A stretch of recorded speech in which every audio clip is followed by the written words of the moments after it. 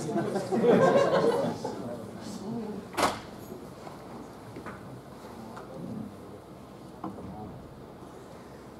so I study websites created by and for evangelical Christians to promote the idea that God wants for married heterosexual couples to have great sex. So today I'm going to describe why and how some of these evangelicals create a particular kind of website, Christian-owned and operated online sex toy stores. So most existing research treats the relationship between religion and sex as one that is filled with tension. So they're like oil and water, they just don't mix well. And we see a lot of examples of this, especially when it comes to evangelicals. So abstinence campaigns promoting or condemning premarital sex to broad condemnations of homosexuality. So my work attempts to shift the assumption that religion and sexuality are inevitably at odds to consider how they might be compatible. Contrary to popular stereotypes, evangelicals actually have a very rich history when it comes to promoting sexual pleasure within marriage. So evangelical sex manuals were first published in the 1970s, and they continue to produce a booming industry today. So my research looks at how more recently evangelicals have drawn from a wide array of including blogs, message boards, and online stores that sell intimacy products, including sex toys.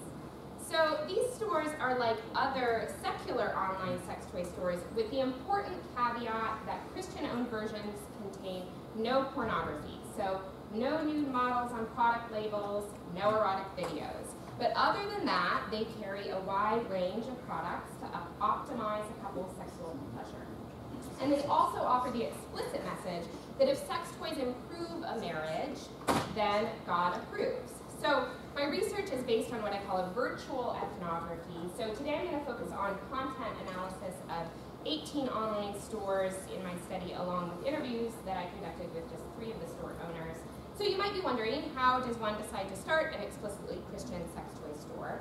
And I found the stories of store owners to be both ordinary but also divinely inspired. So like one store owner, Anne, who was dissatisfied with her search for toys in the secular market, and she describes literally being stirred from sleep by God to help other Christian couples achieve sexual satisfaction.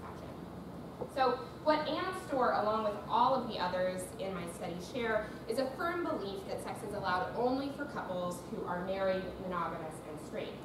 But maintaining these wholesome virtues is especially complicated on the internet, where the evangelicals in my study describe this space as being really steeped in raunch culture.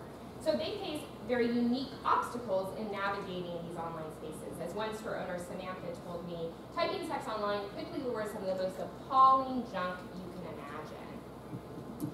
So I found 2 big problems with the logic that's being presented by these store owners. So for one, there's the problem with authenticity. So store owners interact virtually and anonymously with their customers. So how can store owners ensure that customers are buying and using their products in the ways in which store owners intend them for monogamous heterosexual matrimony? And second, there's a problem with lust. So evangelicals believe that monogamy is breached not only in deed, but also through thought. So one store owner, Holly, tells me, I'm paraphrasing this Bible verse, the commandment to have sex only with your spouse includes your fantasies. So Christian sex toy stores all emphatically tell their customers that their sites are safe and free from pornography, but store owners themselves have to encounter pornography on a regular basis. Plus, even the porn-free products that these stores sell evoke the act of sex in customers' minds. So how do evangelicals solve these problems? Well, I find that they do this with the help of God, of course. So I argue that these evangelicals mold and extend their faith in order to justify their sites as authentically Christian spaces. So store owners believe that they must immerse themselves in this risky and sinful world of the internet in order to answer God's call to serve their fellow Christians. So one store owner explained to me, my beliefs are not so fragile, so it doesn't bother me to go where not many Christians have gone before. So store owners use their beliefs to reason that they're the right kind of Christians to do the work that they do. So this is something I call personal piety. So they're able to sort through products that they find acceptable and then present them to a Christian audience. So as one store owner explained to me, I don't have a problem with sexual addiction, and this is a way that I serve people. And these stores are quite explicit about who they intend to serve and who are their intended customers. So even though they're a money-making business, owners still unapologetically turn away some potential customers. So on one site's homepage, the owners declare, this site should not be viewed if you are unmarried. Only married couples should view these products as they are intended to be used for sex as God intentionally designed it for husband and wife. So store owners' logic goes like this. God allows married couples and married couples only to have sex. So God allows married couples to also think, talk about, and buy sex so long as the spouse is the reference point. So this is something I call marital exceptionalism. So this is why images that may be suggestive of sexual bodies are allowed, since customers can imagine those bodies as themselves or as their spouse. And this actually helps strengthen a marriage vis-a-vis a good sex life rather than weaken it. So what happens if an unmarried or non-monogamous or non-heterosexual couples happens to stumble upon these sites and buy their products? Well, store owners hold their customers accountable only to God, not themselves. So as Samantha explained to me, it's not my job to be the Holy Spirit and convict people. So should their customers use these products to engage in sinful activities, God will know and God will judge.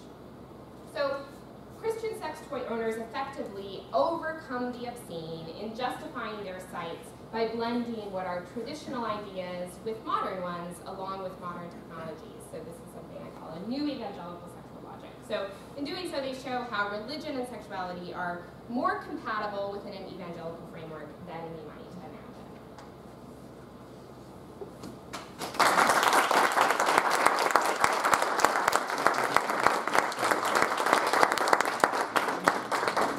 Okay, so I will now introduce Mark Glantz. Mark will share a media criticism project he's been tinkering with for a while.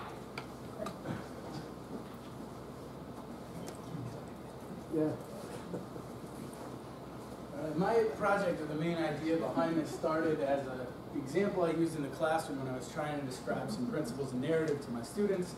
I hadn't planned on talking about river monsters, a popular show on Animal Planet and Discovery Channel, when I started that example, but I came to really like it and believe that I was making a whole bunch of sense up there. See now if it's a publishable thought that I had.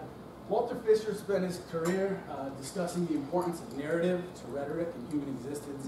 He actually said that humans ought to be called Homo narrans rather than Homo sapien because that's how fundamental narrative is to the human existence. In order to understand his narrative paradigm, we have to first understand the rational world paradigm, which says that the world is a set of logical puzzles to be solved. That we're fundamentally rational beings, we're going to educate ourselves, we're going to become well-versed in certain vocabularies, and that once we mastered the subject matter, we can be experts in certain topics and we can participate in important conversations. The narrative paradigm is different. It's more democratic in a sense because everybody can tell a story, and for the most part, anybody can understand a story. And because of that, narrative has been celebrated ever since, in rhetorical studies, ever since Walter Fisher brought it up. And so most of the time, anything we're pointing to something democratic, you know how it works with democracy, rah-rah. However, in the show River Monsters, there's an interesting push and pull, kind of a tug going on, where they're kind of a scientific program. They're sort of educational. They ought to have that rational world paradigm in mind, the scientific method, experts to tell us about the subject matter. In reality, what happens is a whole bunch of typical fishing stories, caught a locker kind of stuff. For those of you that haven't seen the program, one way to understand it, it's characterized by its generic hybridity. It's part fishing program. It's kind of part monster movie with the way the show is produced. Also kind of part wildlife documentary, as well as mystery program. It's kind of a whodunit.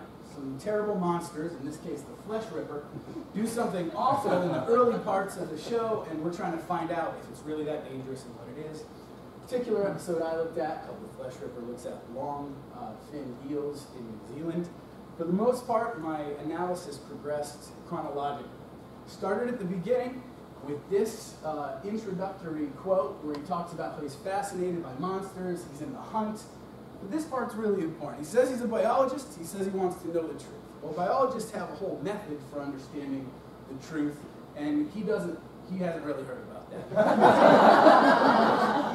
We start the program, the episode, in his office where he's sharing stories about divers that have been attacked by giant eels. One's getting dragged underneath the water, one's getting stabbed in the ribs. He shares a bunch of these with great enthusiasm, obviously credible. Look at that source, it's the Morning Herald, it's the first story in the paper. He finishes that segment by saying, by all accounts, the animals have grabbed and dumped these two divers for supersized eels. And by all accounts, he means 2 accounts. This is a scientific method according to Jeremy Wade, who is actually a biologist. He does have a degree. He should probably know how to present science differently. There are stories about sheep going into the water and being torn about by eels. Little girls getting torn apart by eels. Drunk people driving into a lake and then getting torn apart by eels. There's a whole bunch of these stories throughout.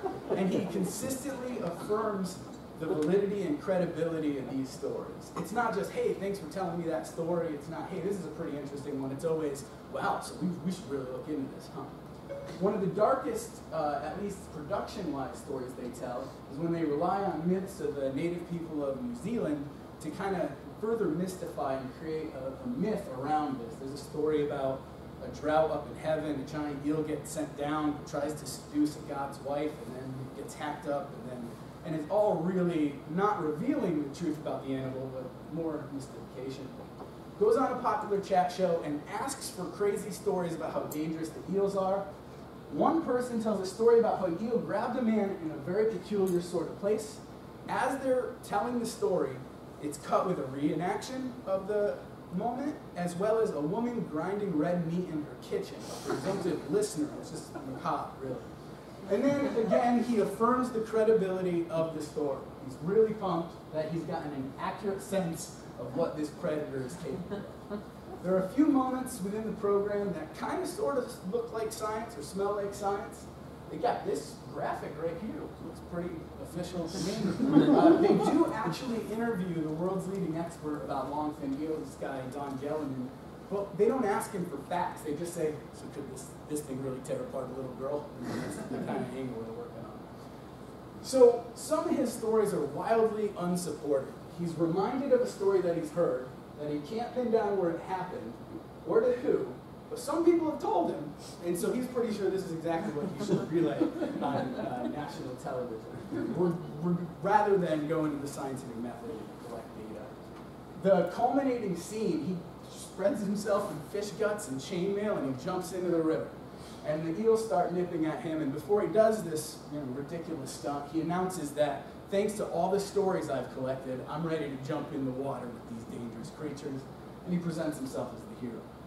I'm trying to see whether or not this project fits in with a lot of other information about the popularization of science. So far, most of the literature deals with how special effects, make things really entertaining and create a spectacle, but often mislead us and get the audience to believe some things that aren't so true. Popularization of science in some ways is necessary, though. I don't want to condemn it too much. A lot of scientists speak to the need for public understanding of their projects so that they can maintain government funding for some of them and be able to actually continue with their efforts. So as much as I think it's awful and misleading that there was no science in that episode, there is a need to popularize it. I'm also trying to determine whether or not this democratization of science, that where we create knowledge based on collective storytelling, also plays a role in some of our more contemporary scientific debates where some people are really willing to come forward with narratives that are a little wonky and non-scientific.